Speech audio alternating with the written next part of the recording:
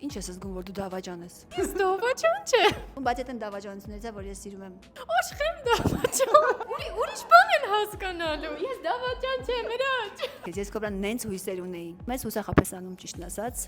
բայց դա եթե փոխարինում ենք քո երջանկությամբ, ապա ես համաձայն եմ։ Ալա ջան, ինչ տվեց այս տարիները քեզ Beauty Fabric-ում, որտեղ մենք 15 տարեկան ենք, դու վերջին 5-6 տարում կաս մեզ հետ։ Beauty Fabric-ը ինձ տվել է այնքան բան։ Առաջին հերթին տվել է աճ, տվել է ինքս ինձ հաղթահարելու ու ավելի լավ ինձ ճանաչելու։ Շատ եմ իրականում փոխվել, Beauty Fabric-ը ինձ շատ է փոխվել իհարկե դեպի լավ, բացահայտել եմ լրիվ ինձ ուրիշ կողմից։ Ալա մի հատ կպատմես ոնց էր լացում մազի այդ գույնը փոխելու համար, որ նոր էր ու ասում էի քո բնական մազերը պետքա փոխենք գույնը, որպեսզի ավելի ներկայանալի լինես, բան, որ մի տեսակ այդ դպրոցականի տեսքը անցնի։ Նախ ահա որ փոփոխական էր այդ սեյվից անցնել ու ոչ այդ գույնը սկզբից դե որ իմ մազերը բնական էր, անցանք մի քիչ օրանժ երանգի, այդ իմ համար սարսափելի էր, նայում էի, լացում էի ու իմ մոտ նենց տպավորություն էր, որ վсё, ես արդեն մնացի այդ գույնով, ել չեմ կարա փոխեմ։ Ալա, իսկ ինչ ես զգացել, որ առաջին անգամ բացահայտեցին մարդիկ, որ դու շատ լուրջ նկարիչ ես արդեն դեմքի համար։ Իրականում սկզբից չեմ պատկերացրել, որ դեմքի վրա արդեն կսկսեմ նկարել, երբ որ հասկացա, որ կարամ տենց բան անեմ, ու առաջին գործս հիշում եմ, որն էր, սկսեցի